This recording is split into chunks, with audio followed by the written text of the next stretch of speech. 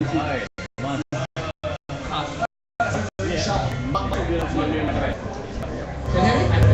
little louder. Up there, can you hear me? Okay. Okay, sure. That's the other mic.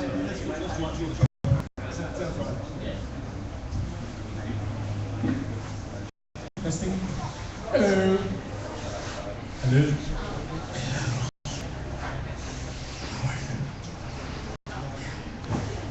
We'll start 7:30 sharp, so make yourselves comfortable. There's a water cooler there with papers.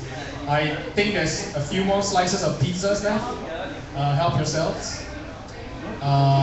There's a collection jar for loose change. We're hoping to eventually, offer more buffet style kind of dining, but it all depends on how much funds we raise. Cool. How's everybody feeling? Okay. Yeah. Yeah. Cool. Wi-Fi's okay. Easy. Anybody needs Wi-Fi? Need Wi-Fi?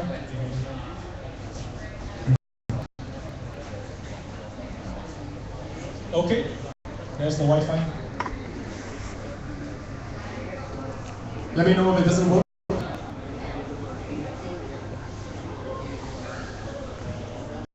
Works for everyone? Cool. So 7:30. Feel free to mingle. Pick up strangers. Friend each other on Facebook. Or follow each other on Twitter. I don't know. Swap MySpace accounts. What do the cool kids do nowadays? Friendster? Who used to use Friendster? Get with the program. Cool. DJ.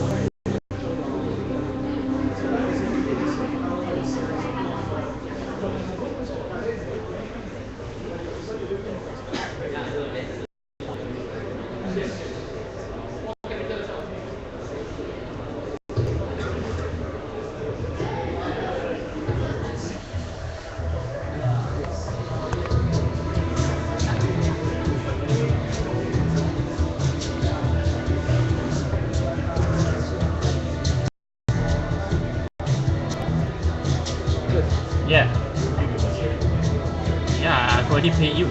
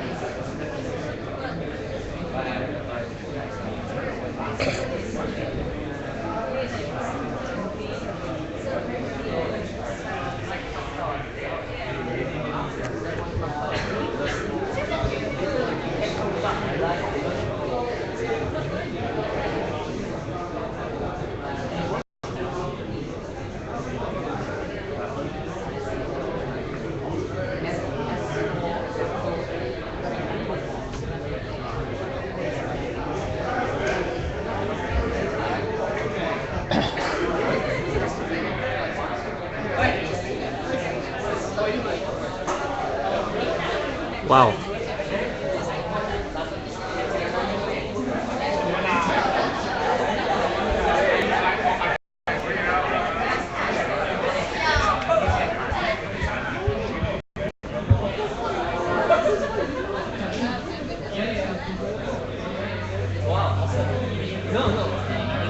Hello. You got me? No, I didn't. How are you? Oh, great, great. I remember you are from Q. No, I'm not from Thank you. What's the place called? The company name? Yeah. Sanity. Sanity. Yeah. I wish I was from Thank you. Is that? What is that? I wish I was working with Thank you. Then. The electronics company. Oh, yeah. Is there another internet password? Yeah, I guess. And I love my valley. You gotta put it in a window that pops up. You gotta go to a website first. I see it.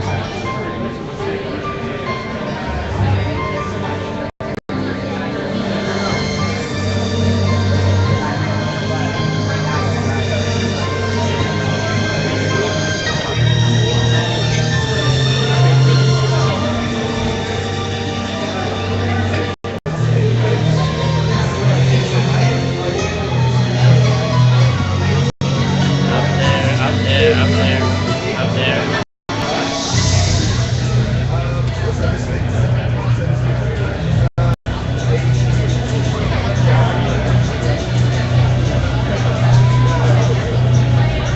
Place.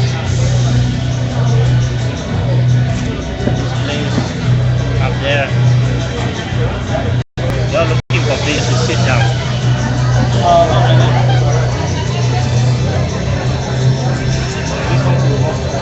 Yes. Guest. Sit down, sit down. Yeah.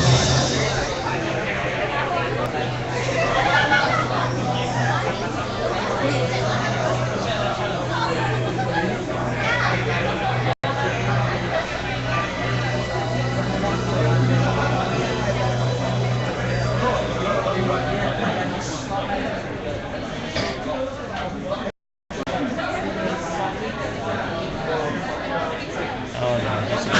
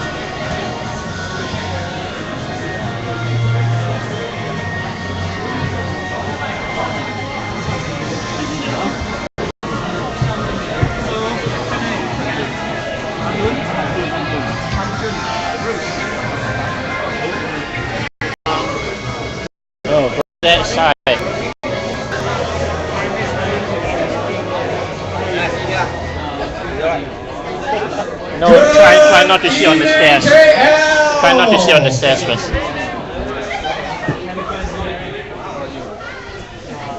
We are kicking it off right now. Please make your way. It is a packed auditorium.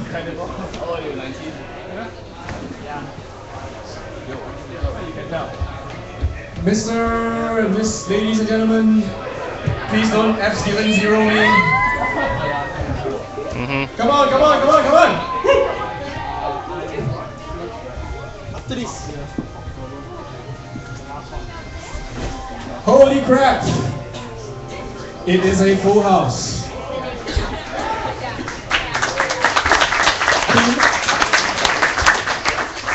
Thank you all very much from the bottom of my heart.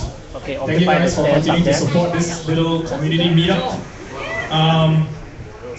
As some of you may know, we have rebranded and evolved a little bit. We used to be called Webcamp. So in case you're wondering, we used to be called Webcamp and Level Up KL. This is the first level up of the year. We were supposed to start last month, but I kind of signed off. Wow. How about some noise? Cool. How many of you guys here know what Webcamp is? Yeah. That ended well. Good night. Alright, so thank you all for coming. This is me. That's my email address and that's my Twitter. I expect to have at least 200 new followers tonight. So if you are tweeting, that's the hashtag. And where's the hashtag? Yeah, there we go. Nice hot new brand. Level Up. So before I kick it off, we got a full lineup tonight of a lot of speakers. 5 speakers. We're going to be talking about the Internet of Things.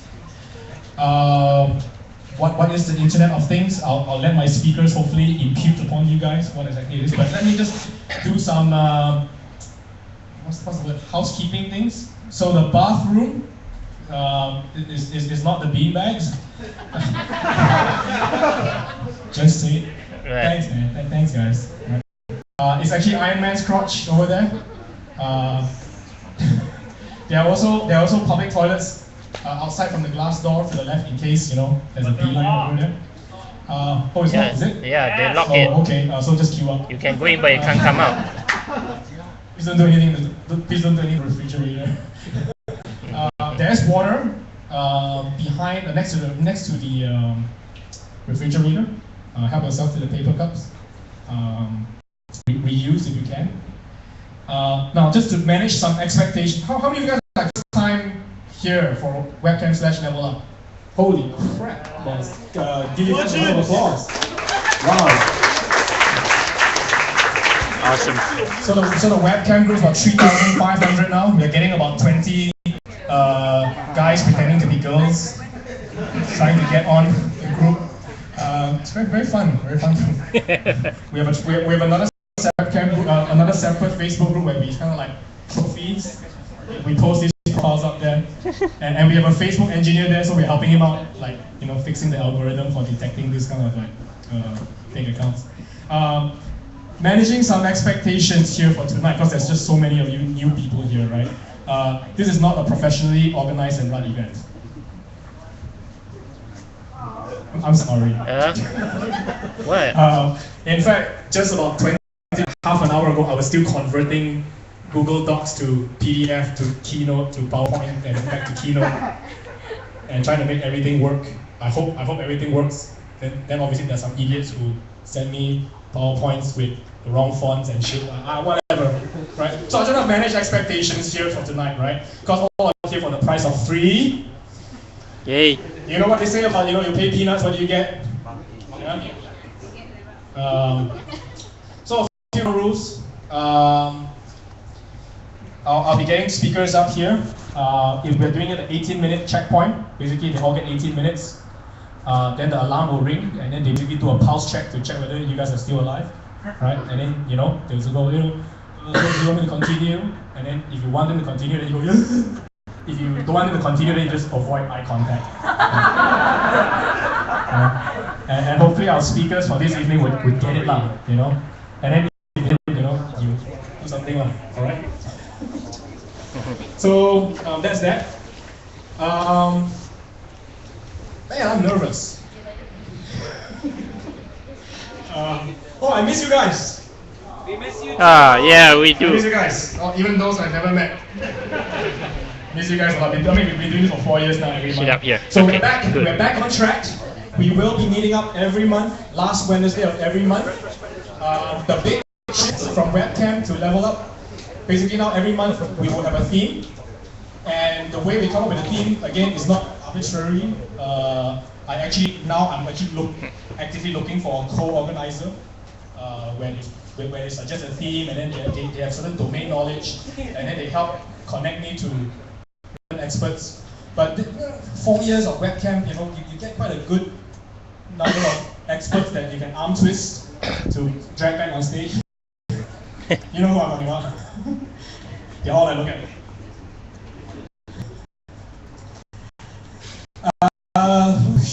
So with Level Up, I mean, shift from to Level Up is that now we want to try to focus more on leveling up your knowledge, on hopefully, you know, some more edgier things, you know, but always with the technical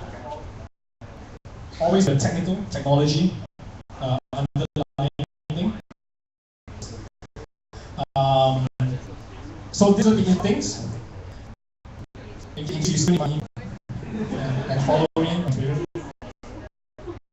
please. Internet of things. So I don't know. The one sentence elevator pitch, right, is that imagine a world where everything is uniquely identifiable and can connect to the internet, and you can do something with it. You know, whether it ports to you or you interface with it in some way. Just kind of take a moment and look around you, right? You know, what if you know, the projector is Wi-Fi enabled, what lights are Wi-Fi enabled, you know, Bluetooth, you know, meshing and stuff. Maybe your glasses are connected. So Internet of Things, anything, right? Your imagination is limitless once you know the bean bags you sit on. What are the individual beings in the bean bags, right? You can tell that I'm absolutely not an expert here. That's why I'm not giving any talks tonight. So here's the lineup, and I hope that you guys will, you know, put your hands together as I use each of these speakers. We've got Ikwan, CEO of Amans.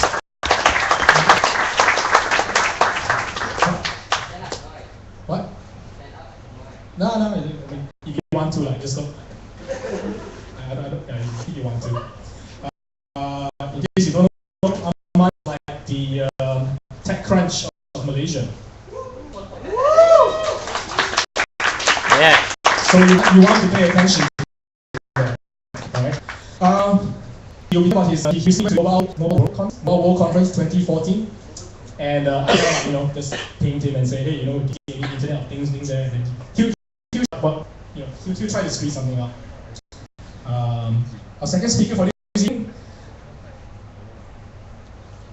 finally managed to drag him to come and give a talk. Vikesh from Lead Ventures. Mike, yeah. Since I've been running Webcam, everybody's been going like, hey, you should talk to Vikesh. You guys got a lot of synergies because yeah, pump into him at Google and stuff, and then keep on saying, yeah. Well, okay, he's here tonight, and he's going to talk about Lead Ventures insights into Internet of Things. Thanks, man. Swimming, a veteran, no stranger to Arduino and hacking stuff and so on and so forth. Please give a round of applause. So he's talking about, hey, so you want to connect your stuff to the internet, right? I'm Calvin T, another regular webcam guy over there. You see all this? Yeah, please.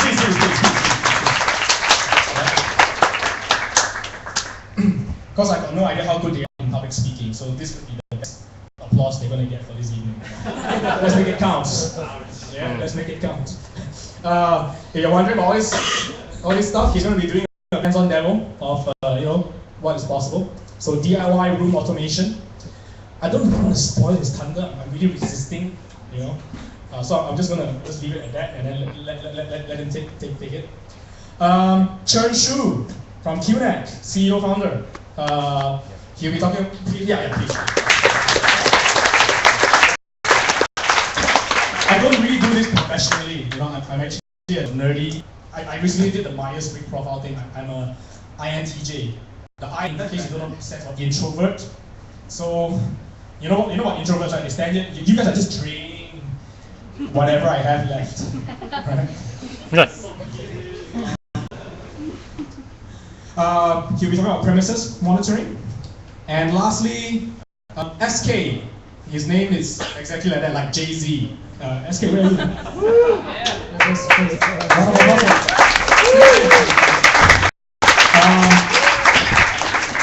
He's not technical, he's not an engineer, he doesn't do anything, he doesn't build anything. He's going to share with you 10 ways. He's done some research. But he'll wrap up the thing with kind of like, you know, if you're totally like virgin and new to internet things, he'll kind of like give you a bit of a wrap up. He wants to throw your imagination out there. 10 ways internet things can make these more sustainable. So pretty exciting stuff. We don't do this professionally. I just want to manage expectations one time, right? About 200 of you guys here tonight. Jeez, wow. Your time is precious. I think we all here acknowledge that.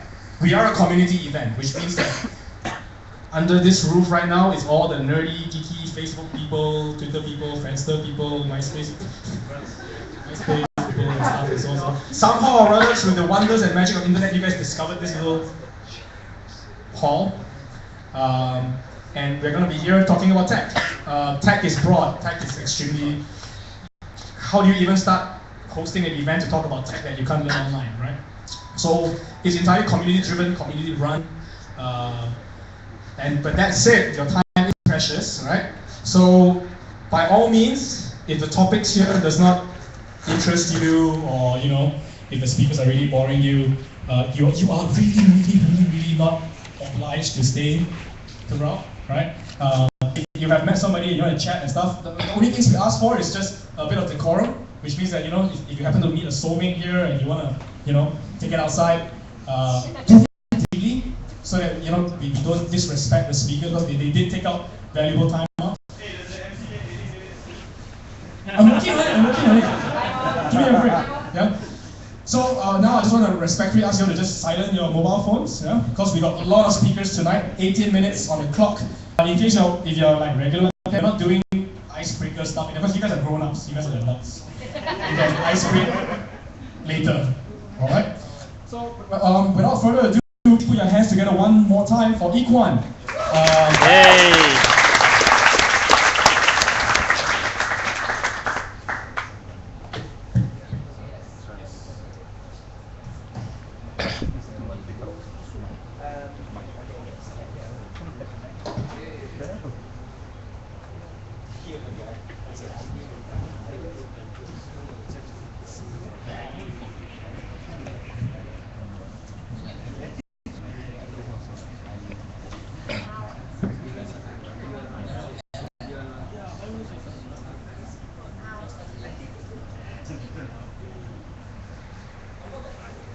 No.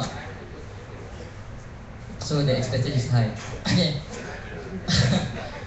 Hello everyone, evening. I'm Iquan from Aman Zomai. So yeah, basically that's me in front of MWC. Basically I will share what I learned in MWC, because MWC is like a Hajj for mobile practitioner. I mean, if you're Muslim, you have to go to Hajj at least once. If let's say you're any other religion, then you might have to make that spiritual journey once in your lifetime. So MWC is like once if you are in this mobile industry.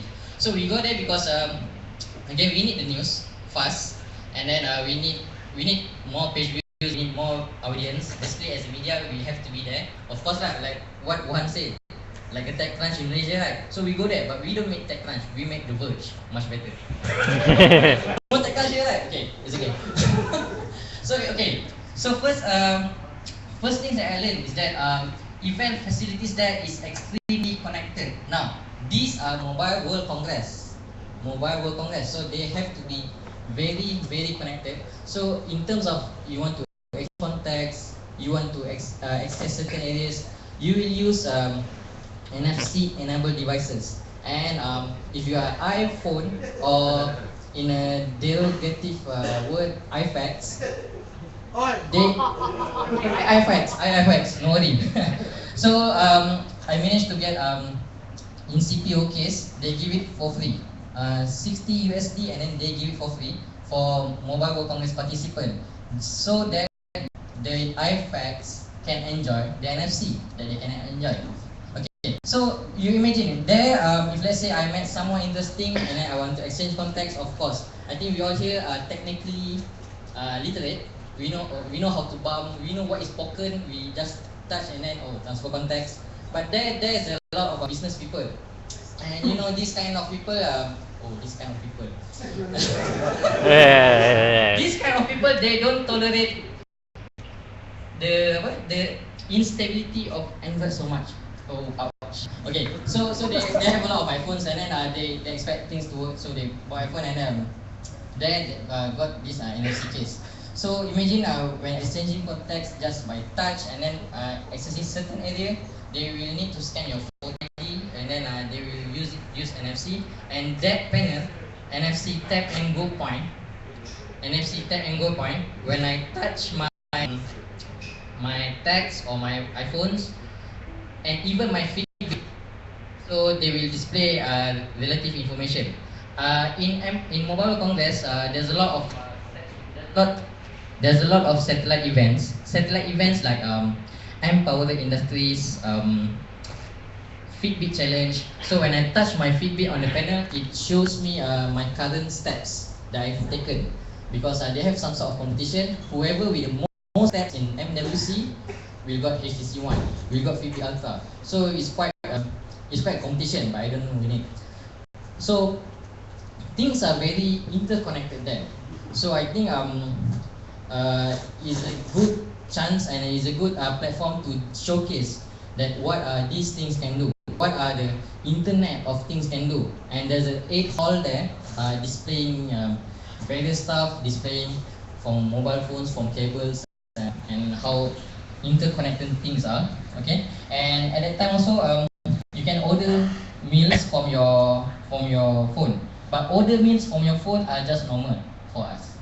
Order things from phone just normal, like call Domino and then that's it, you got phone. But then in here, when you order food from your phone, and again you have the NFC capable phone or casing for your iPhone, you can skip the queue and got your food first. There's a 2 line. One is normal line, okay, just normal citizen. Another one is NFC citizen.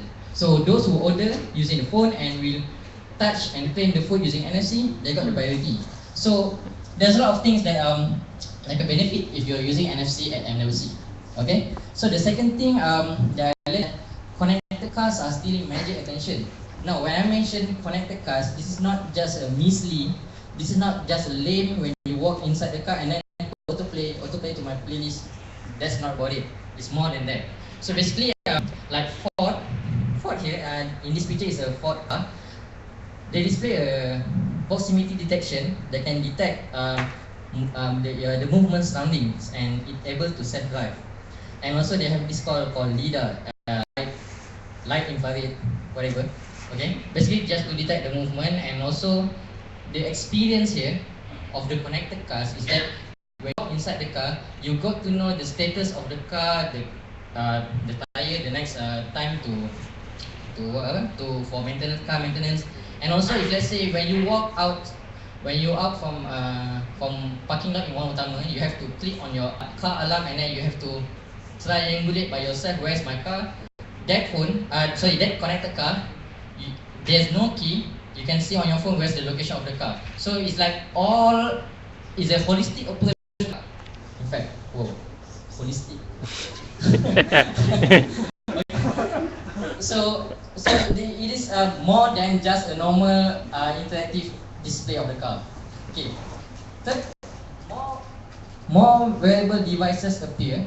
Now you see there is a blue toothbrush. It's by Oral-B. So basically, if let's say right now when we mention wearable device, you got the idea of Pebble, Fitbit, Jawbone. Okay. Now this is a toothbrush. What this toothbrush can do is that well, it gives you badges when you when you brush your teeth every day. Okay, you can see that. Okay, it can detect your total brushing sessions, or if you're giving too much pressure, does your tongue clean or not, something like that, and it give you achievement. So I think maybe that will be available in German next May or June.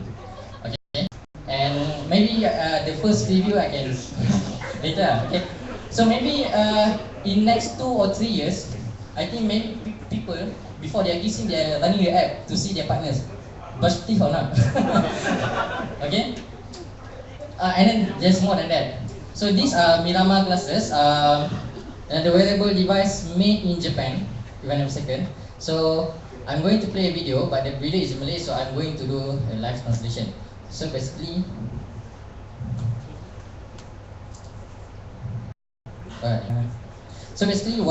what the device can do, if you're familiar with 6 cent tech components. So basically there I'm pointing a finger to do some action. This one I'm taking a picture, and then no, that's not pointing to his face. Okay, so when this one like zoom, and then I flick it, then taking a picture, and then this one is just like focusing to other areas. Okay, okay, that's must to take picture of cheeks. And thumbs up. Thumbs up means I like the picture, and then yeah, perfect. And then okay, this one basically I'm selecting him to send the picture to him. Okay, so the glass can have some sort of facial recognition. On the laptop, you didn't see his face, but what I see on my overlay his face. His face is his face. Second is some small thumbnail that mentioned that it is him. Then I send the picture to him. It is still in prototype mode, and can be is already for sold. But another one thing that I want to focus here is that this is startup. So I'm coming to Mobile Congress on a press tags. So they see press. They don't care where you're from and what. They just, hey, do you have 5 minutes? Okay. Then he showed me what the device is capable of. So I think that's a good area for a startup to be there also. Okay, number 4. I think it's fair to say that I think smartphone is at the peak of technology. I mean, let's say we see the phones update. What are the latest technology of the phones? Bigger megapixel, LCD. What else? There's not much can be done. I think. Okay. So what's next is the smart devices. The next bit is smart devices. I think smartphone is at the edge. I mean, let's see this. I mean, let's say Apple is the front runner of innovation or technology or revolutionary ship. So we will see at the next keynote what innovation Apple will bring. I bet that's but that's the jump into smart devices. That's a great fact. Okay, iPhone maybe cannot push anything anymore. So okay, so a lot of device manufacturer has come up with headbands, iWatch, Android Wear. Hey, you spoil my next slide, ayo. Okay, so there's a lot of sensors, smartwatch, headband. This one is Samsung Gear Fit. They can track heart rate. Startup can track diabetes level, D-band, hypoband. Okay, so these are the next frontier. Smart devices with sensors that detecting more than that. So I'm arguing that my suggestion is that if I'm still developer, which is when 2 years ago when I taught in Webcamp KL, I'm still developer. Now I'm in media. So I think there should be a considerable amount of time should be invested into IoT areas. IoT areas means should try on iBeacons, FC, or recently Fitbit hack Netflix sleep. So it means basically the Fitbit can detect when you fall asleep, then the Netflix will stop at the current position of the video. So maybe yeah, when I see that I was like, hey, why not? Because on the move, I drive a lot, and then why not Fitbit can integrate. If let's say I fall asleep during drive, it will shake a bit, something like that. So those kind of things, those kind of hacks, that should be focused for developers. And I think maybe should start by looking at things around daily activities or routine, maybe for personal, maybe for company, like what to do when I left my office, or maybe when I left my office, do something by Internet of Things. Yep. And also can begin producing and developing Android apps focused for Android Wear. Now, if you after this there's an Android Wear video, but Android Wear video, that means the small devices like watch. So maybe there should be a development or in works for apps on iWatch or for Moto G watch or everything for something watch. For now, I heard the alarm. So let me play this video if you are not familiar what Android.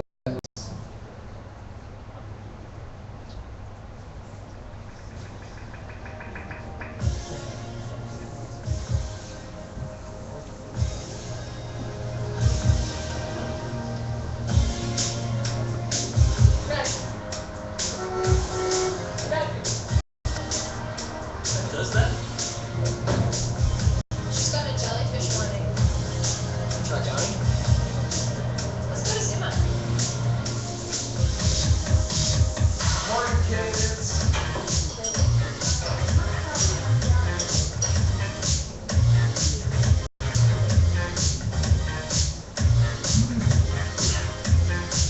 Flies will be there too.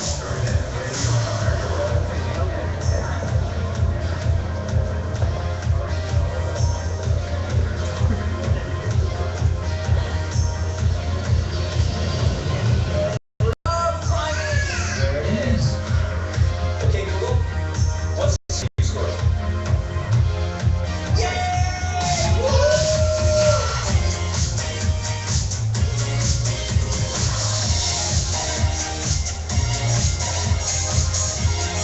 Okay, Google.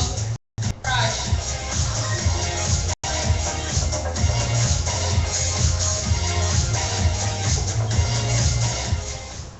So I think maybe Google OpenCars can preheat the next bicycle, what, something like that. I mean Google just acquire Nest, the thermostat maker next. So apa previous. So imagine what will happen next. And if you don't believe me, then believe in Mark Zuckerberg. Says Mark Zuckerberg 10 years or counting. So VR is the next major computing platform after mobile. Now I'm not saying that there's nothing can be done in mobile apps or whatnot. But again, significant amount of time should be focused on devices and wearable devices. So yeah, if you're, let's say you're focusing on developing apps for smart devices, I think MWC 2005 will be the best avenue. No, they are not paying me to say this, but if they pay, they pay. Okay, but in Barcelona, there's I mean, aside from Mobile World Congress, there's a lot of satellite events like Barcelona 4 years now. M-Power Industries focus on M-processor, movement, those kind of stuff. Connected city, again, the fridge connected thing, the kitchen connected thing, that's connected city. And App World is for startups.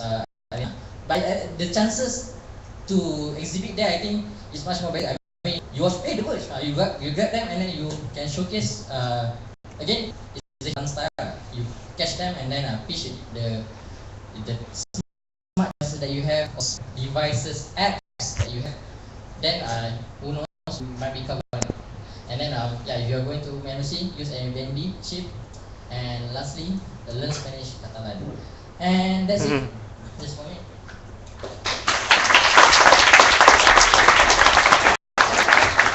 We'll do a Q&A later. Round of applause again for Nico and his insights on WC 2014.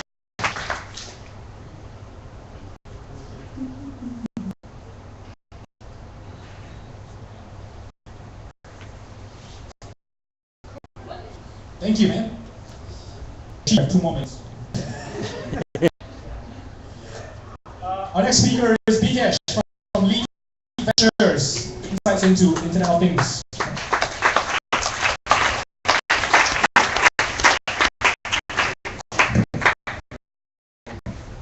We might get into it because I think there's a lot of you guys some Steve Jobs right now. yeah. Turn off your iPhone. Ooh. You just insulted us. That mistake. Hello, everyone. Give it up, Bikesh. Thank you. MWC. I went to it once. I took the all access pass, platinum access, $25,000. That's insane. But you do network with the right people. You got to sit next to Eric Smith. You got to meet Stephen Hill. Gave me a fucking Nokia. That was a piece of shit that didn't work at the end. Yeah, let's talk about IoT. I think some people didn't define it yet. I thought I was going to be towards the end and someone would define IoT. Basically, it's just a device that's connected, has an address, you can connect to it, you can program it, and that's it. That's what IoT is. It can come in many forms. It could be wearable, it could be sensory, it could be appliance. Okay? Woo! Dude, PowerPoint I gave you this way up. Never mind. I'll skip that part. I told you. Okay, so basically I just want to talk a little bit about what LEAD does, if you guys have no idea what 1337 is. It's not a fucking number, it's pronunciation. It's called LEAD Ventures itself. We are a VC. We run an accelerator program. We're funded by the Ministry of Finance, and my job is to put about $1 million every year back into the country, and we look for high-tech startups. Primarily we like mobile, and this is some of the things that we basically like. Just moving forward, these are the trends we invest in. We've done in the past, we've got about 11 startups. Some of them are raking in $6,000 to $10,000 a day, doing quite well. So we wanted to pause the game because we still have a lot more to do. And we've been working with new age technologies and gaming and having issues trying to launch that with Apple because their libraries are not dated yet. So we didn't want to take in more problems with the high-end gaming stuff itself. We also into the Oculus Rift, and we've got games to be launched on that platform. So we know mobile is king. Today we want to talk about IoT. We've got 3 startups we funded in IoT as of yesterday. Another one might be. And we also like education and enterprise apps. So these are the spaces we go into across all, and primary focus is mobile. I don't want the next Facebook, I don't want the next Twitter, I don't have fucking $200 million to give you to basically sustain shit like that. So I want something that is easy, fast to build, something that can basically get you a revenue. Our main focus is to build local companies and teach them the value of running a startup, how to run a startup, build a plan, build a revenue model around it, and then you guys should know the tech. But if you don't know the tech, mentors on board. We're really close with Apple and Google. All our teams get to privately pitch to Apple, although that's top secret, so cut that out. So if Apple likes our startup, handhold just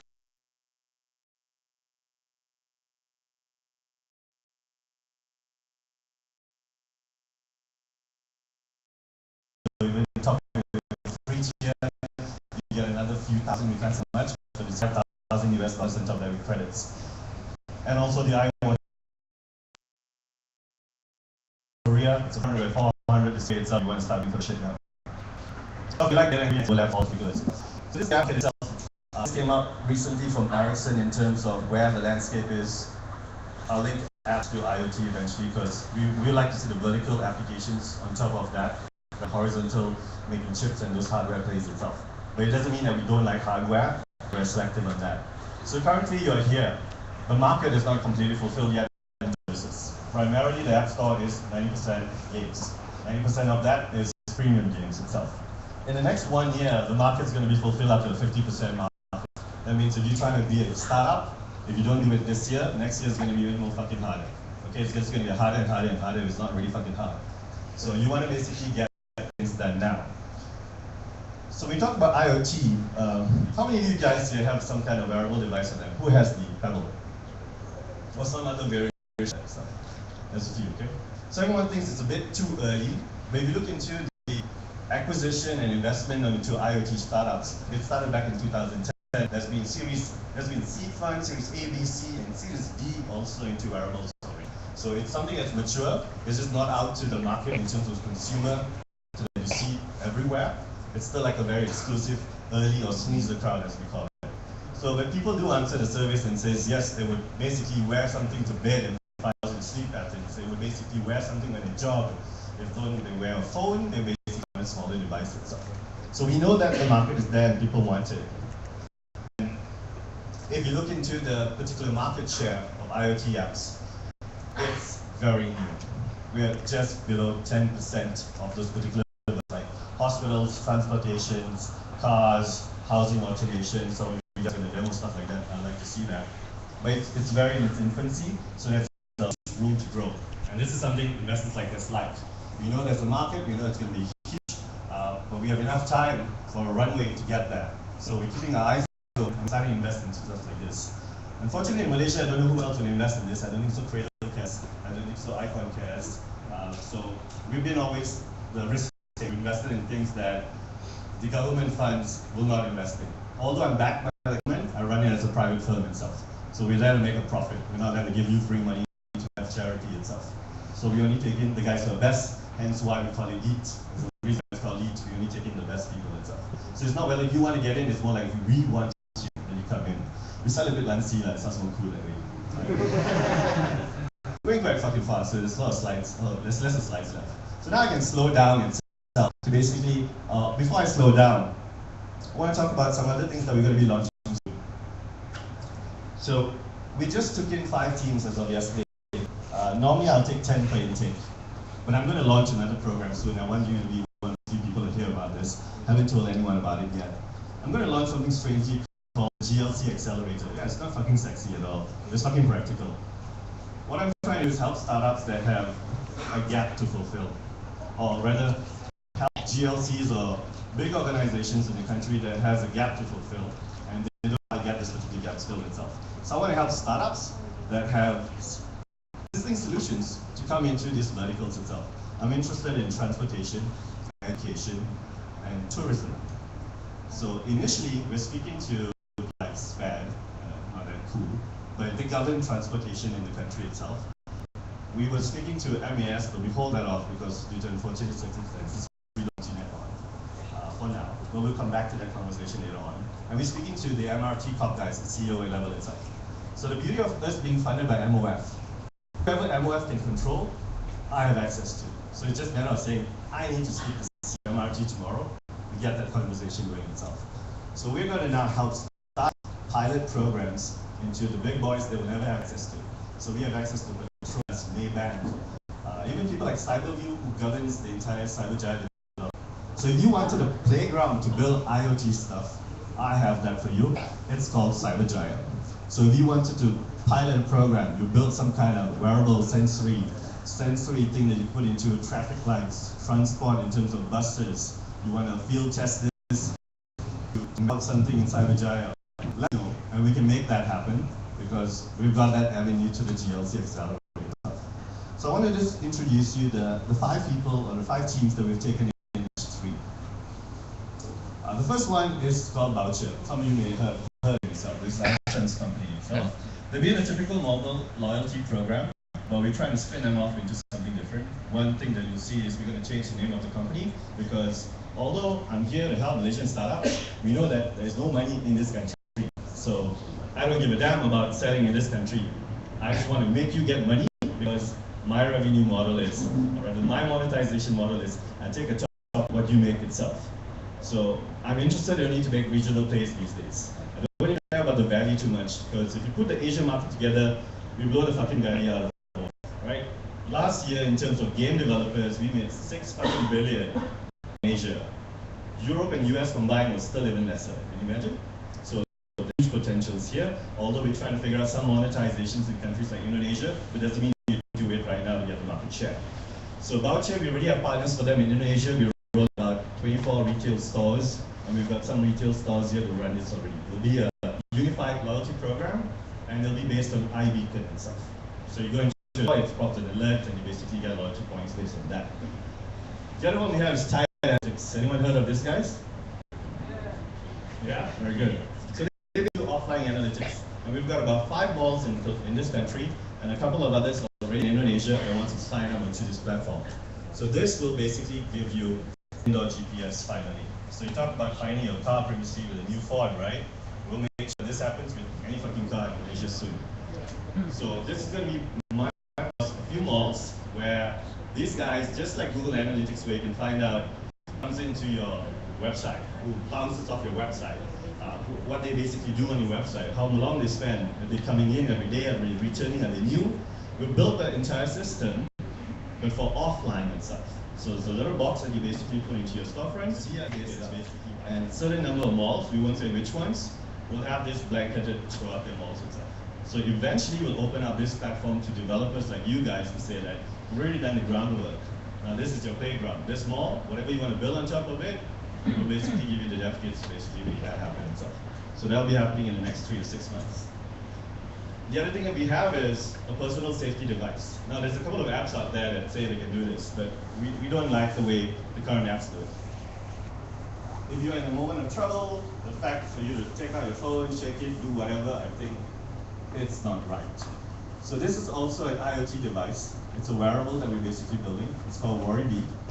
It will be a beautiful trinket for girls, it will be for kids, and elderly people will be targeted itself. That is a weekend-based concept. So they've built hardware on top of this. We can't show you this at the moment.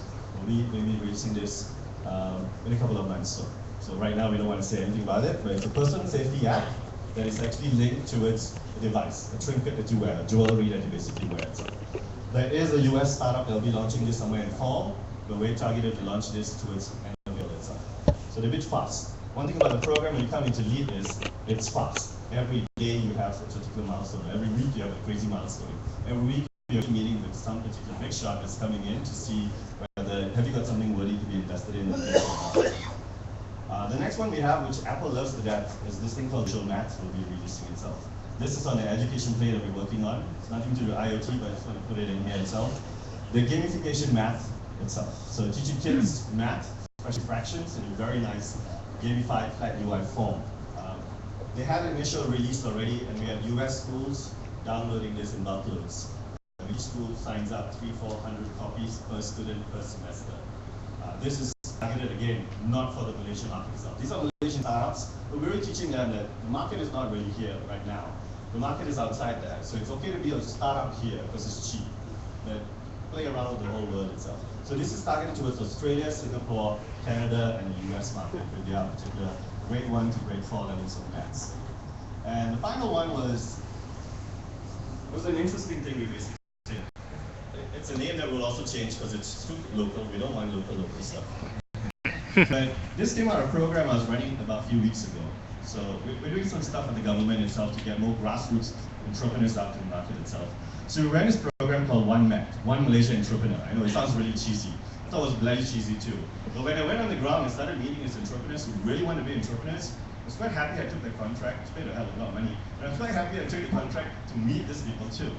And one of the programs involved them brainstorming some kind of idea. And this guy pitched this to me. It sounded pretty good on the business model canvas and stuff like that. But 1 week after that, he found his own dev team and he contacted domain experts into the sports booking companies itself, or rather sports complexes, and organized some particular meetings with them and came to me with a plan saying, I'm ready to build a ship.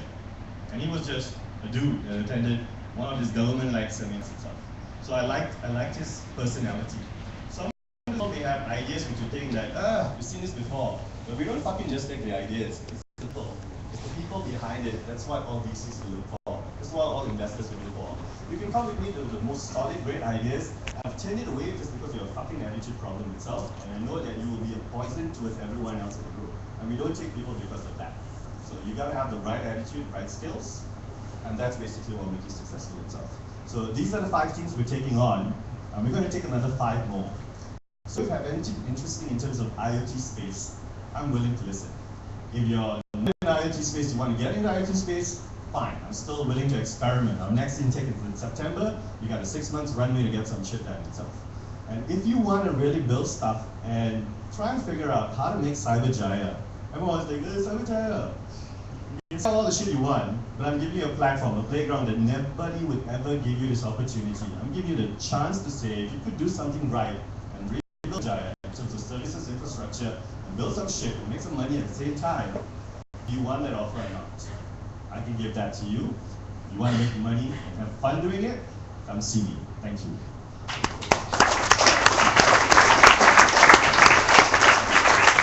Thank you, Vikesh. I could pause. So, we walk the talk, we talk the walk, or whatever. Give it up for Vikesh again.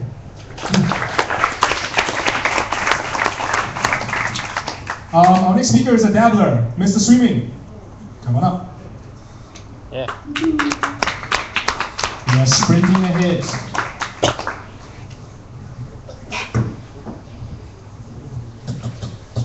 So you want to connect your stuff to the internet. So good news is, wait, can I start now? Yep, go. Okay. My name is Sumi. I'm a random software guy. So yeah. Good news. So you want to get your stuff to the internet. Good news is you can. Bad news. Shit got real, and I really mean it. Think about it. For the first time, you actually deal with physical stuff. So you know some of those cool ideas that you read on the newspaper, this cool little device. Good luck actually building that in your backyard. Disclaimer is for the university, but that's my story altogether. And yeah, more news. You actually need money. So we are talking about real components, real equipment, etc. So yes, open source, or you like money, you still need it. Unlike software. So, and you actually need skills, which is bad. So think about it, software, 1 month, you can learn it, easy. Hardware, you still need skill, you get knowledge, you need books, it's harder. But it's not that hard, but yeah, it's harder. And yeah, the replicator, it's not there yet. Sorry. Also, 3D printer, that thing can only print plastic. You can't even, okay, maybe 10 years from now. Alright, on the other hand, but this won't happen. This is really cool. You can actually print down your house. Actually, the best is you can actually just buy your equipment. Don't use your money. So, and it's actually harder to actually sell your stuff. Software, mobile app, you can just upload, pay some money, upload to a marketplace, you can sell it. So, that's laser.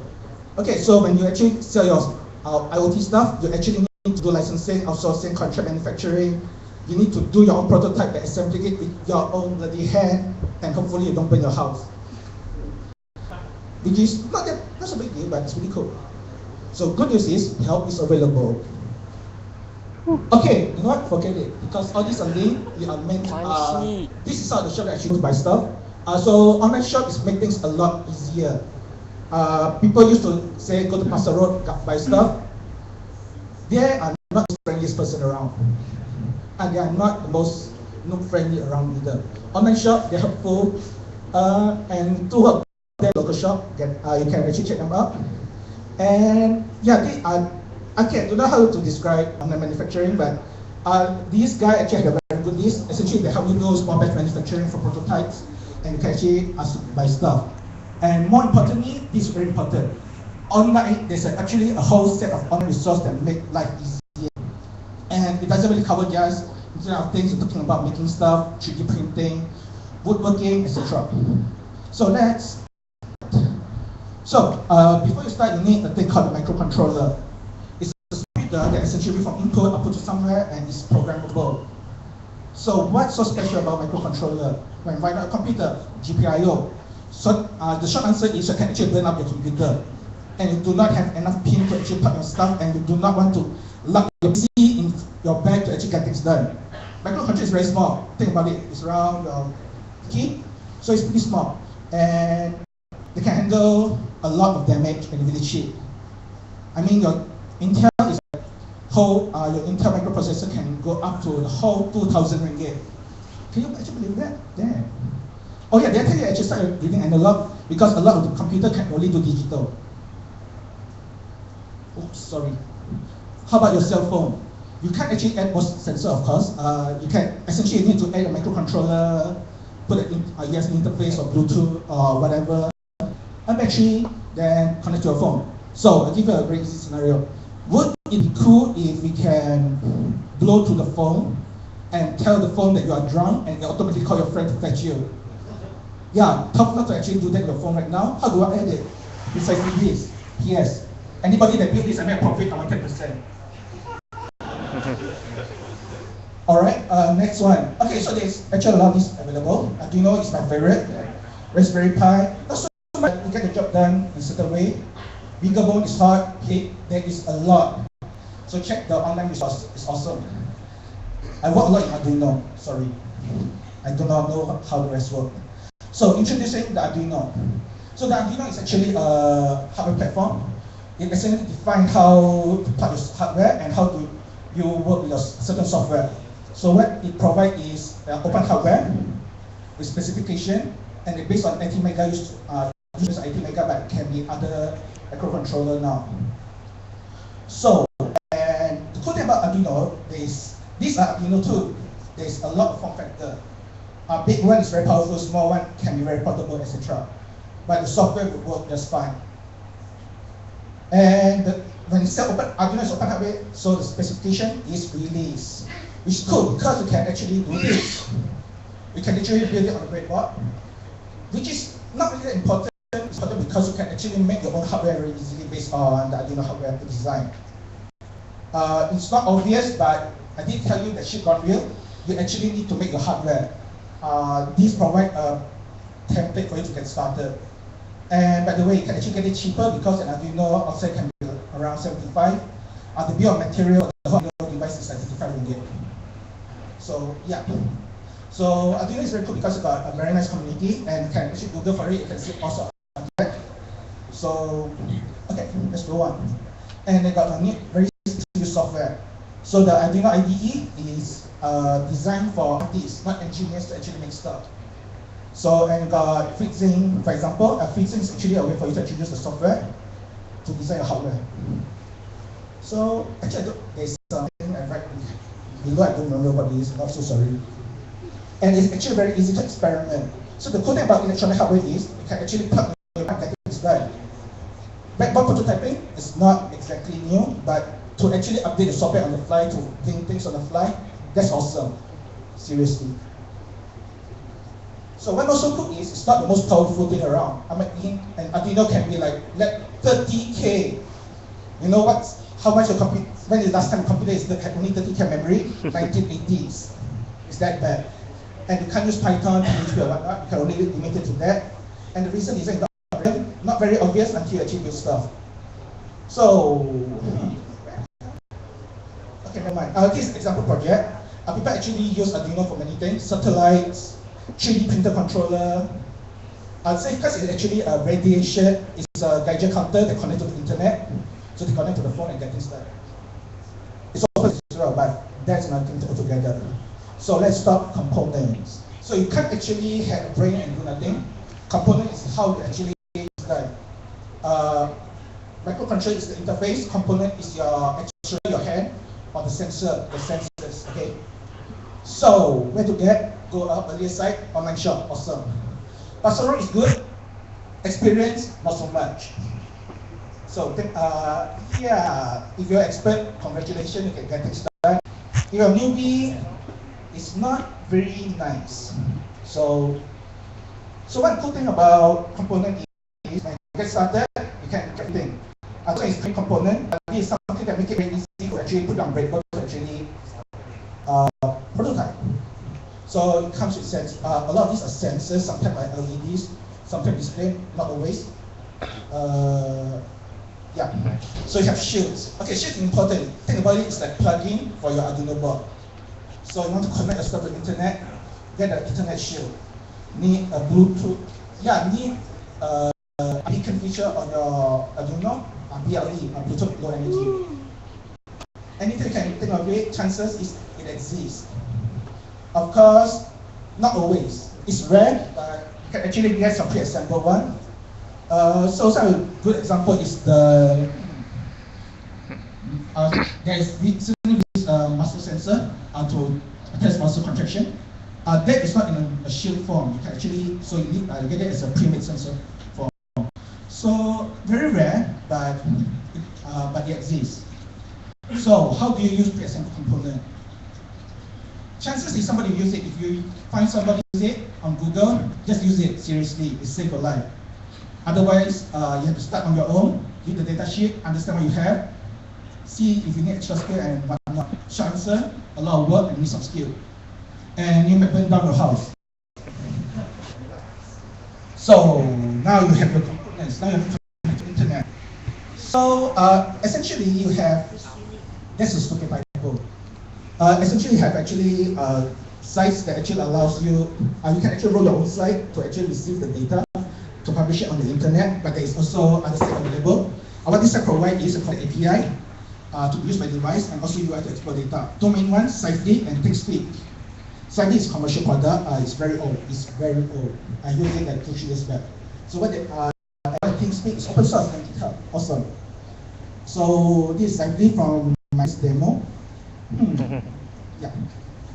So it provides a graph, map, and also API key which you cannot really see here.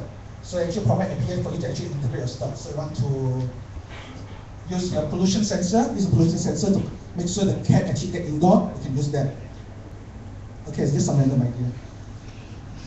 So I'm actually done. I think I go too fast. So this is my project. This guy is actually a pollution sensor. This detect hydrocarbons, carbon monoxide and stuff. So I experimented on my breadboard because I'm lazy. So this is on Arduino. Below it is actually Ethernet shield and Arduino board, and it's actually powered by the USB at home. Long story. Can I show the source code here? Well, if you want, you can.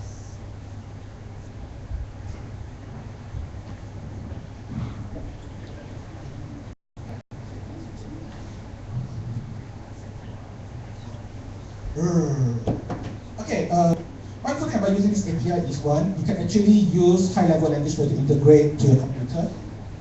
Another thing is, yeah, you can actually show on website and do all sort of funky thing with it. So I give you an example. I will release the slides outside so you can actually get started. Yeah. So okay, I want to show this just because it's an example. Oh yeah, the API key is read-only. It's meant to be there. Yeah, most probably we wrote anyway, but you can use this code to test it. I support Ruby or whatnot. Then of course the one is actually done. So I just focus on that. Can you show the other one as well? This one. The link, the other link. Okay, question. Am I too fast? Okay, cool. So below is actually site links for my pollution sensor. Just for showing it. So yeah, so you can provide data and location. Also provide the graph, API, etc. So of course you can roll your own, but I'm lazy. So yeah. So the data is pretty good. It's very low, but I realized that. No, that's not low. Somewhere during them, you can get spike here. I think somebody actually cooking. So this is a cool thing actually do your hardware because you can actually find out some random stuff. So yeah. So let's I just want to know how the pollution level in my house, but I think it's really cool. Yeah. Okay. Where's the keynote? So yeah, I will release this. So it's open source. I'll do whatever you want with it. I'm Python guy, so if you want Ruby, sorry, you have to roll it. I'll find it yourself. I don't do PHP, by the way. What next? Okay, go and explore. Make stuff. Execute a robot that attack human. That is not cool. Flying one, walking one, I don't care. Robot that kill robot, not cool. But make stuff. Seriously explore. This actually is a new playground for you people. So you can do all random stuff. Make your own watch. Of course you can. Or a board can be like as small as your thumb. Display system, heartbeat, you can do it. The component is there, it's easy. It's just a matter of using your imagination. Yeah, it can be a bit expensive, but not by much. It won't burn your pocket. So disclaimer, I did not do a lot of stuff, but a lot of people actually do something really cool with it. So Next, idea. Maybe you can map out pollution in KL. Christmas light that light up more peaceful, right? I don't know. It's random idea, just come out. Oh yeah, the learning page on the front actually have a lot of inspiration. Use it, learn it, it's pretty cool. Thank you very much. I'm sorry for everything. We will post the slides up on the webcam group so that you can get those links. Cool. A round of applause for swimming again. Sharing is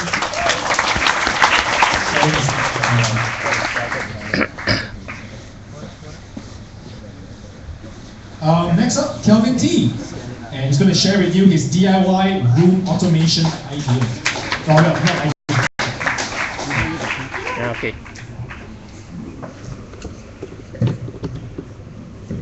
Start rolling, huh? Oh, everybody's considered 3 minutes left on the clock. Yeah. Touch ID.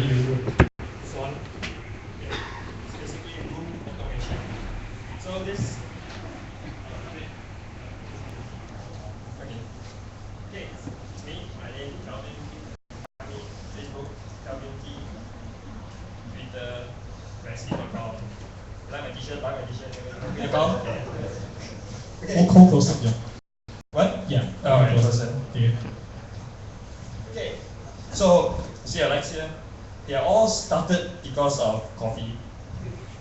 I cannot drink coffee at night because if I sleep with coffee, the next day I wake up, it'll be like awkward. So I like to code at night and want to fall asleep. So I found out this when I was watching some BBC documentary. Lights. Blue lights keep you awake. Red lights make you sleep. Green lights, different. So, oh, sorry, nervous. Oh, really? Yeah, blue lights. Yeah, correct. Red light makes you sleep because of evening light, and blue light because it's morning. So, yeah. So, what I need was RGB lights, RGB LED. So it's a double rainbow. RGB, red, green, blue, is what we can see. Most of the colors we can see. And for LEDs, I figured out the very, very stupid way where I always read data sheet. And I did this, basically you put a 9-volt battery and then LED burns, you put in your hand.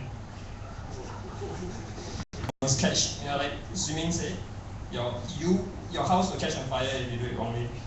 So what could go wrong? So how do you control the brightness of LED? It's not through voltage. It's actually through something called a pulse width modulation, which is you blink the light so fast that the faster you blink, the brighter it is. Slower than. So next is protocol style. Okay, Arduino. That's what popped up my head when I want to build this thing. And difficulty, where to find one. This was 2 years ago, and Arduino wasn't really in relation scene yet. So I pressed in because it's covered. Yeah, I go to my usual canal buildextreme.com, dx.com. It's everything, free shipping. Still only $8.66 now, yeah. And I also bought a light strip, also from DXtreme. And finally, electronics. Yeah, this one I got from Element 14. Okay. So what I need after intensive research was a Darlington array and resistor. You have to figure out how to do Ohm's law. Remember what? Is it? Kamarin Hido? Yeah, that IVR shit. Yeah. Then breadboard. That's the simplest way of doing it. Yeah. Let me show you the result first. So this is my first mouse. So,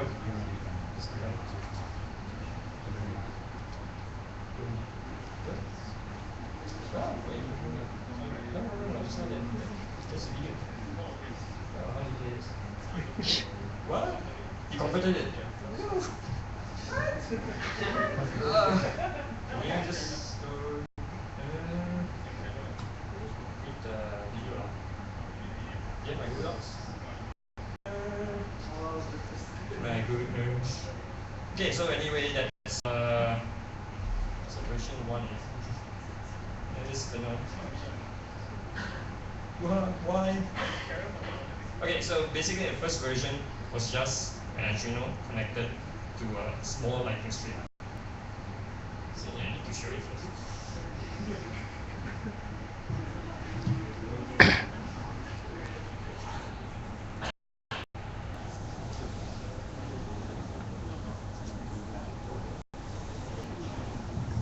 Yeah, so disclaimer, if anyone wants to learn how to do this, you can contact me.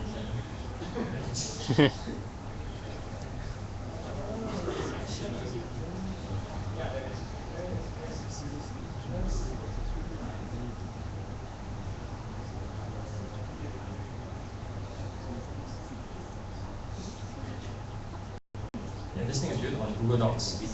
Anyways.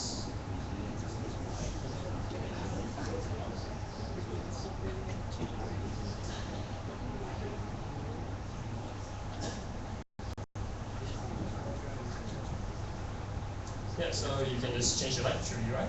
Change light, it's blue, green. Yeah. So this is the first version I built that's connected directly to the computer.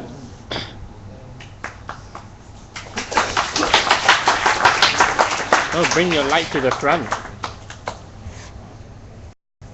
Yeah, so I figured, what else can I do with this thing? So I want to, can we do this? You want aircon? Okay, turn on aircon. I hate hot rooms, so you know, control from here. And how I did this was with infrared. So you know the invisible light thingy when you control. That's what it is for TVs and all. So and I'll add more lights. Now that I have infrared, I can add more lights. Now I can add one behind my bed. So it's thank you, assistant.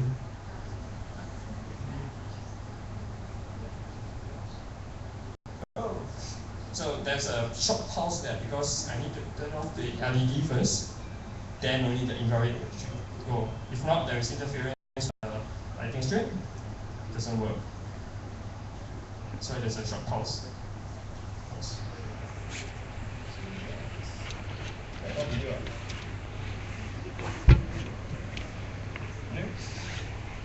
Okay, so how did I separate it? I mean, as in, you know, it's smaller now. It's no longer Arduino. It's basically using this thing. It's called a AT-Tiny 85. It's $2. Very cheap. I bought like 15 of them, 15 of these guys. I'm planning to light up my whole house. Hopefully it doesn't burn down. Okay, so how did I flash it? I don't have to buy any special equipment. I already have an Arduino, so I just follow the guide over there. This is arduino.cc, EN tutorial, Arduino ISP. Yeah. Okay, another problem with infrared is line of sight. So you know, in games you don't want to get shot in height. Same concept. Basically, the behind something, and I can't control it. So to solve it, I went Bluetooth. It's super cheap. I don't know, it's $3.49. This one module used to be $20. It's cheap now, so I bought like 5 of this. So yeah, and I make a lamp. It's lamp. Hey. So this is not using breadboard anymore. I dive more hands-on stuff, so I just soldered this, soldered, whatever. And sorry, it's just breadboard. Yeah, it is. I just bought it. Okay. So this is the same thing. I will demo later. Actually, no need full screen.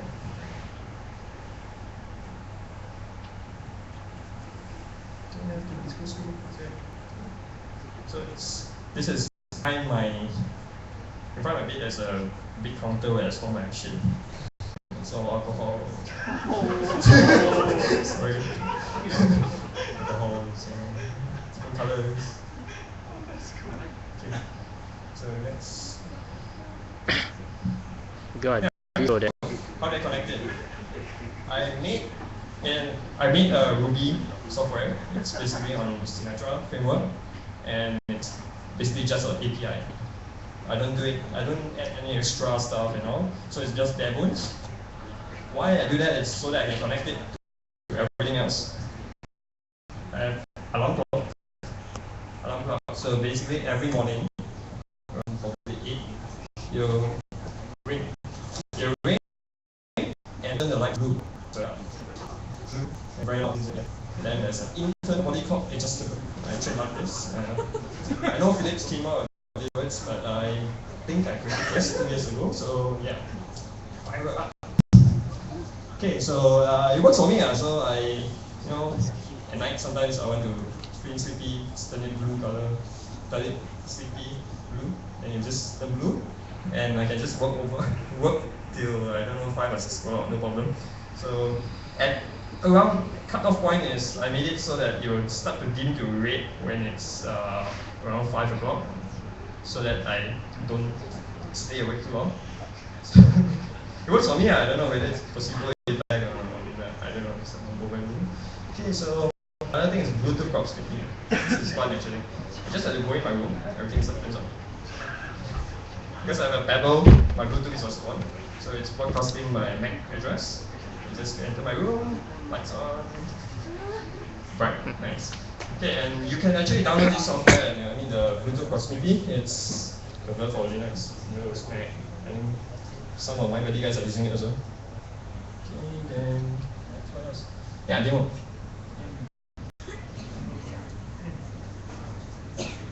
URL will be shown. Yeah, so can you bring out the lamp to the front? Off. So there's lights. These are usually the presets that I use most of the time. So white light and just going to be bright if you want. There's no blue here, so you don't see white. And what is this? In color, it's actually the cycle. It's Arduino code. It's like all of this. And cycle lamp, this legacy stuff. That's always be okay. So if you guys want to try, you can just go to this IP. It's 192. Anyone connected Wi-Fi? Yeah, this whack this thing. Someone tried already so fast. Okay. Right? Oh no, because after intensive research after the infrared one almost caught on fire. I found out something. It's called the voltage regulator. Okay, so after install a voltage regulator, it's cool. It's cooling. And there's if you see one of the previous images, there is actually heat sink on the voltage regulator. I'm paranoid. They say don't need, but I just put heat sink there. So we are not touching fire. Yeah. So yeah, that's pretty much it for my demo. It's just a journey through how you can do your own, and if you have time, yeah. So red color, I can go sleep now. Kelvin from the DIY LED Wi-Fi project, hacking his body so that he can keep coding longer and sleep on demand. That's cool. Anybody want to clear the IP address? Okay. Next up, Chen Shu from QNEC, sharing his premise model. So you can see how we are bringing kind of things for you guys this evening, which is a broad range from, the introduction, what's happening in the bleeding edge, what accelerators looking for or even adopting right now, home DIY enthusiasts, hacking Internet of Things, how easy and accessible it is. Do feel free to connect to these guys and chat about your project. And now I'm bringing you a bit of more hardcore IoT. Take it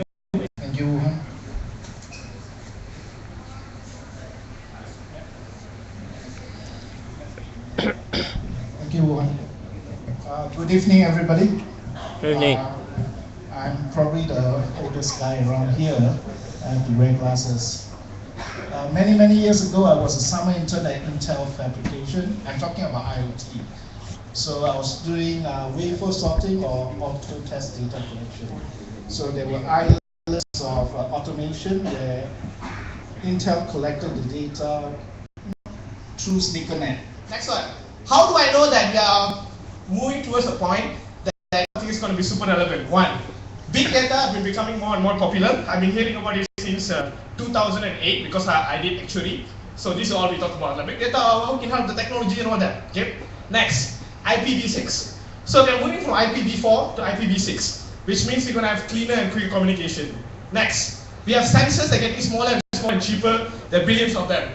And trust me, this is the only part that you're going to appreciate smaller things. Joking? Okay. Okay. So I know that, okay, now we're on to something because August 2013, Oxford Dictionary added Internet of Things to their dictionary, which means that now everyone knows what is IoT, right? So if you guys are still questioning, should I get on top of this? It's just a marketing scam, people are trying to fool me, take my money, crowdfund my money, whatnot. You guys are all wrong, trust me. Okay? But is Malaysia ready? That's the first question I ask myself. Malaysia ready or not? Because most of the time, right, the world will be ready, but we won't be ready, trust me. Okay? Because I'm still not ready to get married like 5 times. Okay? I'm still looking for the one. Now, this is a map. You guys can look at thinkful.net. All the pink dot and blue dots, they're all Arduino kids, Raspberry Pi kids and all that, connected to the global network. So these are all the Internet of Things kind of thing connected, collecting all your data and stuff like that. Now, so I searched for Malaysia, and Malaysia has that many pink dots, right? And then I did something crazy. I looked for Mind Valley. Okay, so you guys are looking at Mind Valley, and then we got a few dots here. One of it is in Pandemic. Okay, Pandemic, we have this plant that actually tweets if you guys, if you forget to water it. Okay, and they put it in front of my place, and then I never watered it and it kind of died. Okay, so that's how much I know about technology. Okay, now main reason is I only got on Twitter like a year back. So for me, it's like it's tweeting me, I don't fucking care. Okay, if you text message me, I would have got on top of it. Trust me. Okay, so I say that we are ready. So now let's get on to the topic that I talked about with Wuhan. So now we're going to go to KL. So this is the second part of it, KL reimagined. Now, I've been part of this movement they call I Talk to Strangers. So the challenge is super simple. Go and talk to a stranger about anything you want to talk about, and I went there, I want to talk about IoT. See how we can help each other. Okay, and then they started complaining to me, they thought I'm a psychiatrist or something like that. They were like, oh, Malaysia, there's jams. And like, you look at these wastage and stuff like that. So I was like, okay, cool. Can I take all these challenges and see whether I can solve with IoT? So that's what we're going to do. Now, they say like, oh, I came here, man, I was looking for parking more than 8 minutes. Right? They were like looking for parking and all that. They were complaining like crazy, this is KLCC Park. So I was like, okay, let me go figure out how IoT can solve this. So let's do this. It's estimated that 30% of the traffic in the city is caused by people looking for parking. That's remarkable that so much energy is wasted. Streetline has looked at the problem of parking, which has not been looked at for the last 30-40 years. We wanted to rethink that whole industry. So we go and put out these sensors in each parking spot. And then there's a mesh network that takes this information, sends it over the internet, so you can go find exactly where those open parking spots are. The collaboration with Citi was important, providing us the necessary financing, allowed a small startup to go provide a service to municipalities. Okay, so you guys can go to that particular link and watch it, but I contacted the founders of this particular course.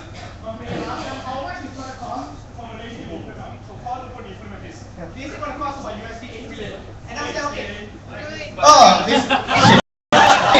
I contacted the founders and they told me that it's going to cost about USD 8 million. And I was like, okay, cool. Let's figure out how much benefit we're going to get out of it. So in KL now, we have about 1.5 million cars all the time moving around KL. And then if let's say we can save 20 minutes each day for these cars, 365 days, we're going to save what? That many hours, right? And let's say each of our hour is worth about $5. So we're going to save about 912 million in a year. Okay, and it only costs about 8 million. So I'm like, why not, man? Government. Yeah, exactly, right? Shit. Okay. Next one. They say like, oh my god, you know what? On the way here, I saw this accident, and it like I couldn't move anywhere. I have to take a different route, I have to U-turn, whatever. And I'm like, okay, so how can we stop accidents? Watch.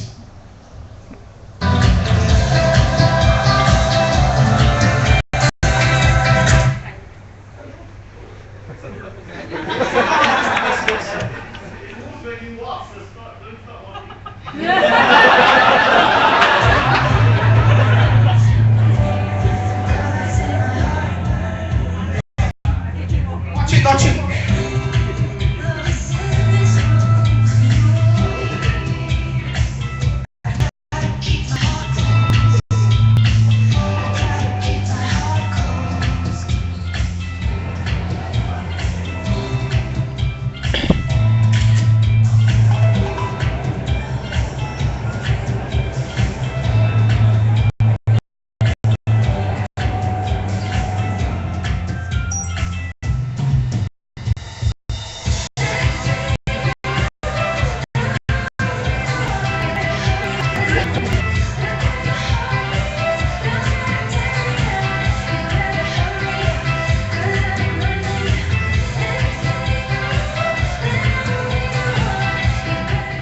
Okay, so what you guys just looked at is called an autonomous car. The car drives itself. Okay, it's already here. Volvo promised on TechCrunch that they're going to release it by the end of 2014. So that's going to come up. So if you guys think about it, if all cars are automated, the rate of accidents will drop crazy, right? Next one. They told me, okay. So I asked them like, dude, you're complaining this much about cars and accidents and whatnot. Why don't you just use a bike, right? No problem, no traffic jam, whatnot. And they're like, you know what? When I'm on my bike, I get super tired and I'm fat, right? So I was like, okay, fine enough. How if we can help these people to use their bike and still be fine? So let's watch this, right? This is super interesting. Watch. This is already available. I'll tell you guys the price in a bit. Is the Copenhagen wheel. It turns your ordinary bicycle into a smart electric hybrid by simply replacing your back wheel. Connect it to your smartphone, download the app, and you're ready to go. Bicycles are a great way to move around, but sometimes distances are too long. Hills can get in the way, and hard journeys to work can leave you covered in sweat. The Copenhagen wheel is here to change all that. The technology was developed over several years at MIT, together with the city of Copenhagen, one of the world's most innovative places for cycling. Its original inventors licensed the technology and founded Super Pedestrian, the startup where we are now working around the clock to bring the wheel to you. Like the best riding companion, the Copenhagen wheel learns how you pedal and integrates seamlessly with your motion. It captures your energy when you brake or go downhill, and gives you a push when you need it, with 3 to 10 times your regular foot power. It's easy. Ride it just like a normal bike. As you pedal, the motor automatically kicks in with no additional... Okay, so with that, we can actually help them to use bikes instead of actually driving, because this helps you. Now, I again contacted the founders and they told me it's going to cost about $799 USD and it will be available by November 2014. So if you guys want this, you guys can get this. Next, better waste management. And one guy said like, you know what? This guy's not from Malaysia. He goes to me, you know what? Malaysia is the worst when it comes to waste management. Back in my country, I don't want to say the country, back in my country, we used to have no problem at all. And I was like, fucker. Okay, no. And I'm like, okay, let's try to solve this, right? So what we can do? Okay, this is super interesting as well. I love this. Watch. It may look small, but Inevo technology is about to revolutionize recycling and waste management. As a Inevo subscriber, you receive wireless sensors that measure the amount of waste in your containers. You can access Inevo's web service to monitor container levels in real time and get forecasts of when containers will be full. Inevo's API lets you easily integrate schedules and routes with your existing fleet management system. So instead of blindly driving along static routes, you can optimize collection schedules and routes based on where collection is actually needed. This new ability to plan reduces costs by up to 40%, requiring less trucks, less fuel, and less time, and makes a difference for your environment when there are less trucks on the road and trash on the sidewalk. The Inevo service includes everything from hardware and wireless data plans to the easy-to-use web service. It's a smart solution made to help you save money. Okay, so I asked him as well. He said that he cannot estimate without looking at KL first. But then he told me it's going to cost about 100 million by just looking at the Google Maps and stuff like that. Okay, so that's not that expensive for Malaysia, just saying. Next one, real-time city information. So another thing that people told me is like, so I go out, but then sometimes the place is so crowded, I cannot go anywhere. Like KL City gets super crowded sometimes, but the other times they're fine and things like that, right? So this is another solution for that. Okay, so these people, they're called place meetup, and this is what they do.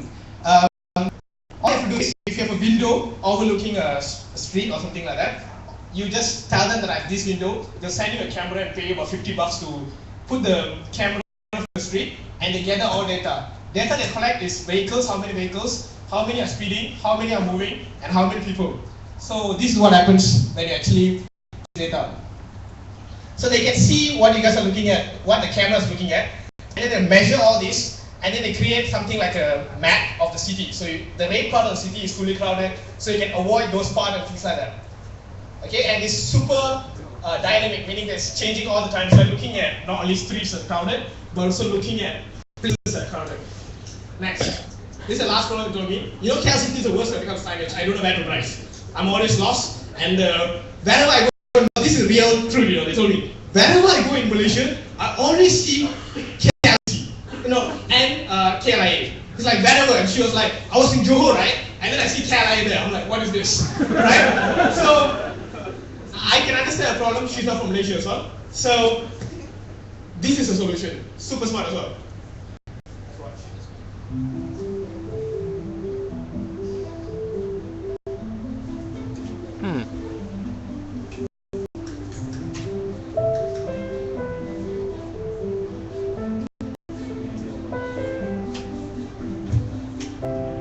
It's like Harry Potter.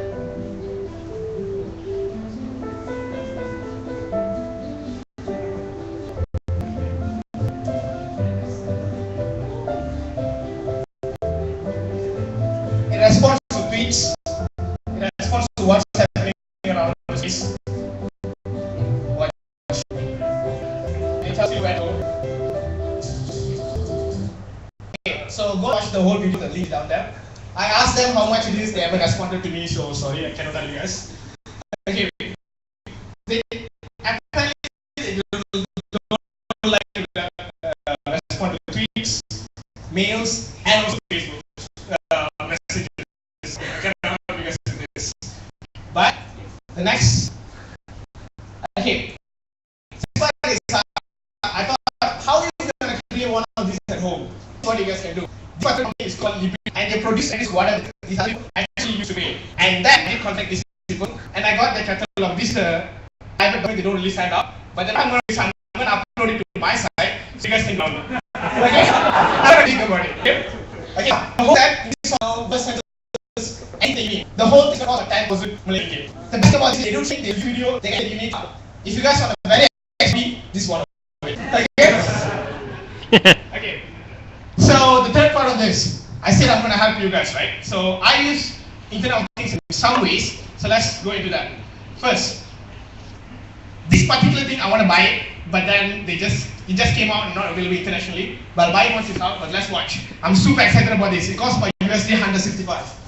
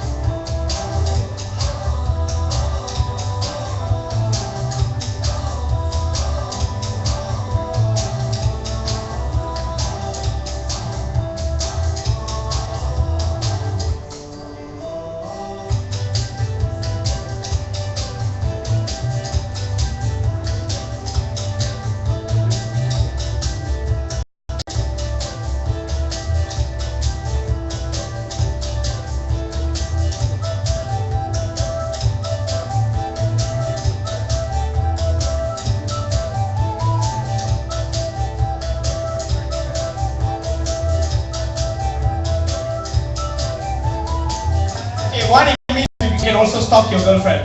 Okay, seriously.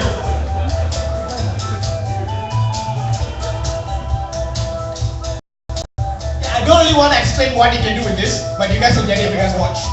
Okay?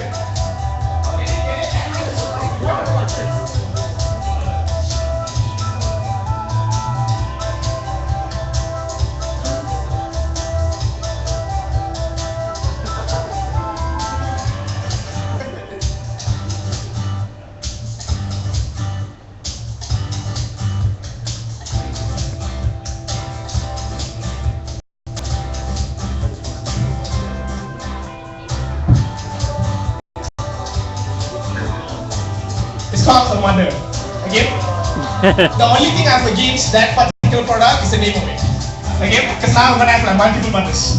Okay? So you guys can actually buy that.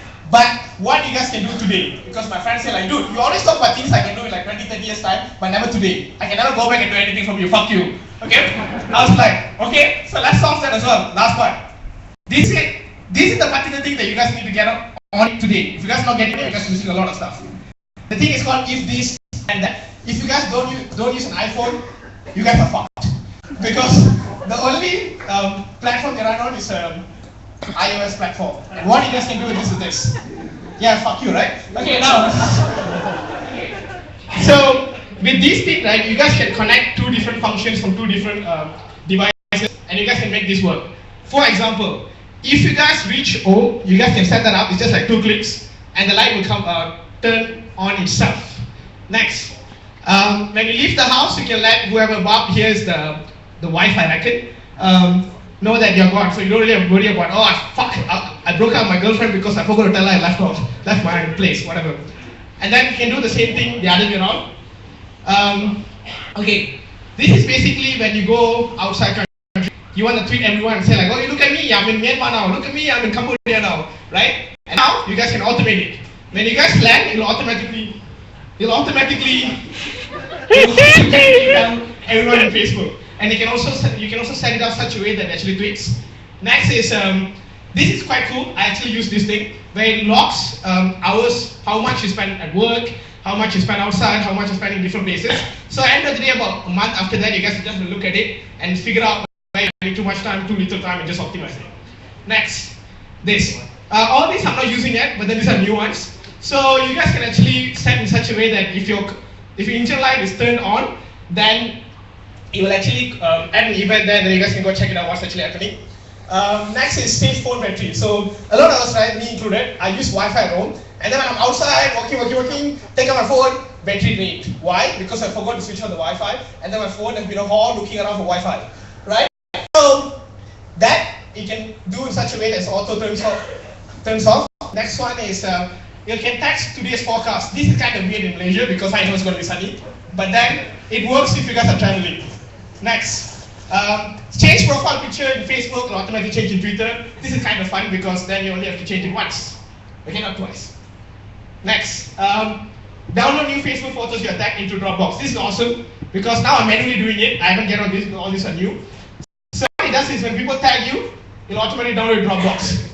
So what happens here is you never lose the pictures and you don't have to worry about it. Next, whenever you add a new contact, it marks in my calendar. So what's been happening is I've been going around and working myself, going around talking to everyone, and then I never know where I met this dude. Like it's like, oh, I'm Adam, man, I met you here and here. And I'm like, really? Okay? So you guys can actually check whether it's true or this guy is bluffing you. Last one. This is awesome. Okay?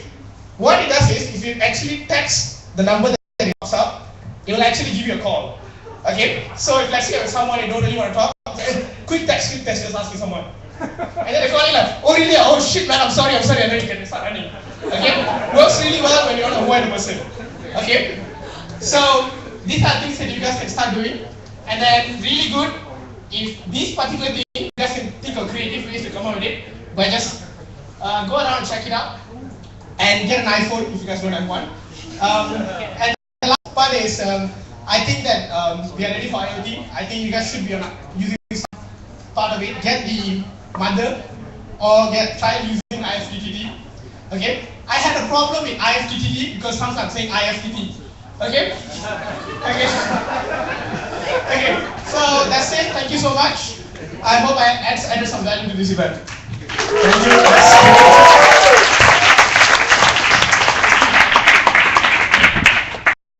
Give it up for all our speakers.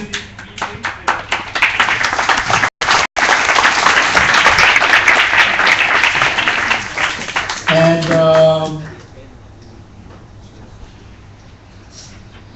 wow. I'd like to invite all our guests, our speakers for this evening. Again, Ikwan, Bikesh, Swimming, Calvin, Zhenshu, and SK, so that you guys can clap for them.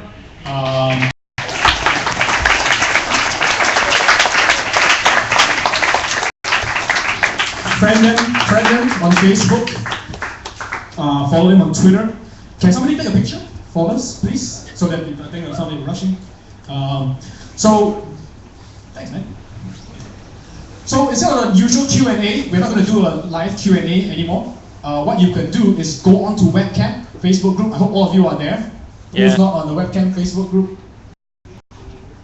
Okay, all right. So post your questions there. These guys will answer questions on the Webcam Facebook group itself, so that you will benefit a lot more people. Thank you guys. Done? Take it. Thank you very much. Oh.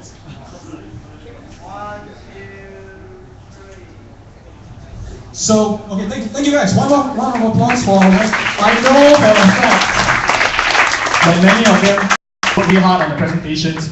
I also know for a fact that people like Shu, Calvin, and Swimming and all that, they are so used to just working and building these things. For them to condense things and try to package it into a way that hopefully can benefit you guys and give you a glimpse of the potential of Internet of Things. So, all cobbled together, you can tell that we are really chop shop style, right? So it's not a professional internet kind of thing, but we want to cobble this together, get people who are already working in this kind of things, and push them on stage and share with you, keeping it really real, you know? I mean, I can bring guys from Nest and what, and they can tell you, we got all these things, and we can 3D printing and prototyping, but it's not accessible to anybody, right? I hope that I can show you guys, look, if you have an idea, look, contact these guys, ask them about, where can I buy this component. You can all find all these things on the internet, but sometimes, don't even know what to call it. Like, what is a sensor for detecting hydrocarbons and stuff and so on. It's funny that Swimming ended up talking about that thing, because when the whole haze thing was going on, I was like, fuck this shit, I don't trust the DOE API readings and stuff. How hard is it to have a handheld API thing, and then we can have everybody install it and be able to give real-time data and stuff. You see me struggling with the projectors, constantly, I'm wondering how hard is it to have these things Wi-Fi enabled so that you can just control everything from an app and synchronize things and so on. We can spark something in here and level up KL so that we don't talk about Silicon Valley, we talk about Klang Valley. So, yeah.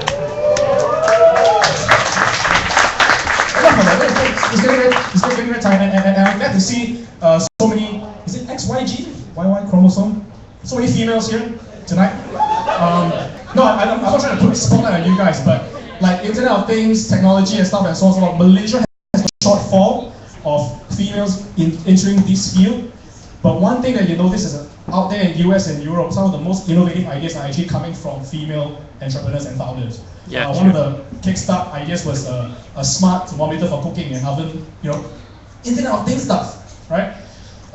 Guys, you are techie and stuff, but you're just playing games and sorry lah. I hope we can kind of try to bridge a bit of that connect, that bit of the divide. So I hope this is a whole new format. It's all cobbled together. I literally just reach out to people I know and say, hey, what topics do you guys want to do for Level Up KL and then Internet of Things product? I said, hey, I cannot do this if you guys don't bring me speakers and stuff. So I'm opening this up. This is an open hacking community platform for you guys. Reach out to me. Tell me what bleeding edge, cutting edge stuff that you may be part of, what network you may be part of. Co-organize Level Up with me.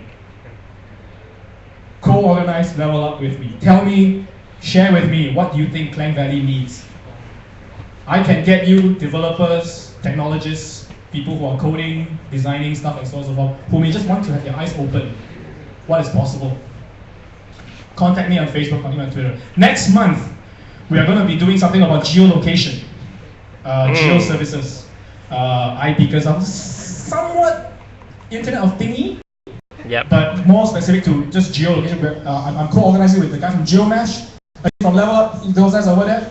Right? So if you are doing anything geo-related, right? Yes, I am. This whole DIY project thingy, or you're doing on an enterprise level, or whatever it is, or you were exposed to some geo stuff. Contact us, reach out to us on the Webcamp Facebook group. We'll put something together, we'll cover something, and then we'll show Klang Valley, what are the opportunities are there for geo. I hope you guys have learned something about Internet of Things, the depth and breadth of it. I hope that there's even sparked some ideas in you guys. Help is at hand to kick you off and into this journey. Webcam Facebook group, post there your requests and stuff, as well as post your questions there. What can I say? What else can we do to level up this thing? Thank you guys very, very much for your time and for coming out here. I hope you guys enjoy this format. Yeah. I have no idea. We're just experimenting. We're just hacking this around.